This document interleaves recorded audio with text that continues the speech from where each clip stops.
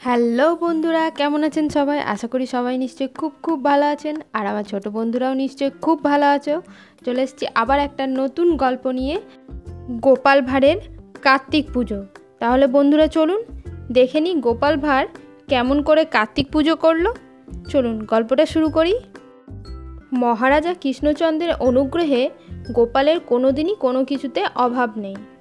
যখন যা প্রয়োজন মহারাজা তাকে কখনোই কিপটামো করে না দিতে। অনেক সময় গোপাল যে ভাড়ামির আশ্রয় নিয়ে মহারাজাকে জব্দ করে পুরস্কার না নিয়ে ছাড়ে তা নয়। তবে যাই হোক, মহারাজা গোপালের সব কিছুই হাসি মুখে মেনে নেয়, কারণ তিনি জানেন গোপালের বুদ্ধির কোনো তুলনা নেই। মহারাজার অনুগ্রহে চাষের জমি, বাগান, পুকুর সবই হয়ে যাওয়ায় গোপালকে আর অন্য কোনো কাজ করতে হয় না। তার একমাত্র কাজ শুধু মহারাজার সঙ্গদান করা আর হাস্য কৌতুক করে তাকে খুশি করে রাখা। তবে সব কিছু থাকলেও সেই পুরনো খড়ের চালের ঘরেই সে এখনও রয়ে গেছে।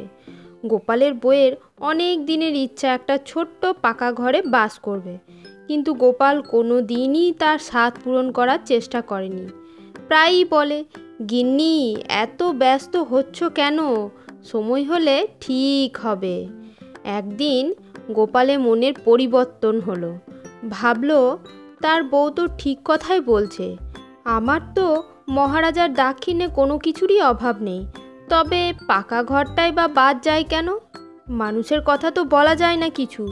যদি হঠাৎ কিছু একটা হয়ে যায় তবে আমার বউয়ের ইচ্ছা আর কোনো দিনই পূরণ হবে না। গোপালের বুদ্ধির তো কোনো অভাব নেই। এই সময় ছিল কার্তিক পুজো। গোপাল কার্তিক পুজোর আয়োজন করে মহারাজা এবং তার সবার সমস্ত লোককে তার বাড়িতে নিমন্ত্রণ করলো। ওই দিনই খড়ের চালের ওপর বিছানা পাতল নিমন্ত্রিতদের জন্য। যথাসময়ে মহারাজা তার সভা সদস্যদের নিয়ে কার্তিক পুজোর নিমন্ত্রণ রক্ষা করতে গোপালের বাড়িতে এসে উপস্থিত হলো।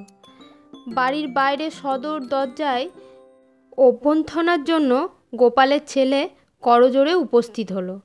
মহারাজা হাঁক ছাড়ল, কই গোপাল, আমরা সবাই এসে পড়েছি, তুমি কোথায়? গোপালের ছেলে জোড়হাত করে বিনয়ের সঙ্গে বলল, আসুন আসুন, বাবা ওপরে আছে, আমরা বরং সেখানেই চলুন। মহারাজা কিছুটা আশ্চর্য হয়ে বলল, ওপরে? তোমাদের ওপর কোথায়? খড়ের চালের বাড়িতে আবার দোতলা হয় নাকি? গোপালের ছেলে বলল, ভেতরে আসুন, তাহলেই সব বুঝতে পারবেন আমার কথা কতটা সত্যতা। মহারাজা তার দলবল নিয়ে বাড়ির ভেতরে ঢুকতেই গোপাল চালের ওপর থেকে বলল, আসুন আসুন মহারাজা, এই পর্ণ কুটিরে আপনার পায়ের ধুলো পড়িয়ে আমায় ধন্য করুন। মহারাজা কিঞ্চিৎ বিরক্ত হয়ে বলল, কিন্তু গোপাল, এ তোমার কেমন চতুরি? আমার পক্ষে ওঠা কি সম্ভব ওখানে?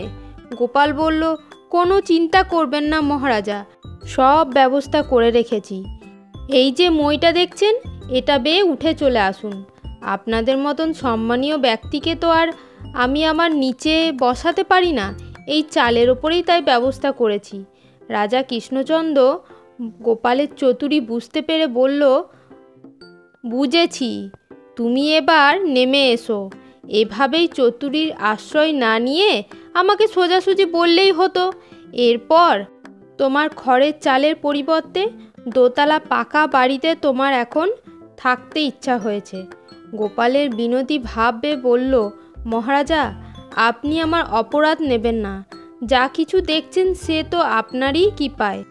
আমার গিন্নি জ্বালাতনে আমি অতিষ্ঠ হয়ে আপনাকে এই ছলনায় আশ্রয় করেছি। কত আর চাইব? আমারও তো একটা চক্ষু লজ্জা বলে আছে। মহারাজা হা হা করে হেসে বলল, গোপাল ভাঁড়ের আবার চক্ষু লজ্জা? এও আমাকে শুনতে হলো। তাহলে বন্ধুরা, গল্পটা কেমন লাগলো তাড়াতাড়ি কমেন্ট করে জানাবেন। আজকের গল্পটা এখানেই শেষ হলো। আবার দেখা হবে পরের কোনো নতুন গল্পে। টাটা।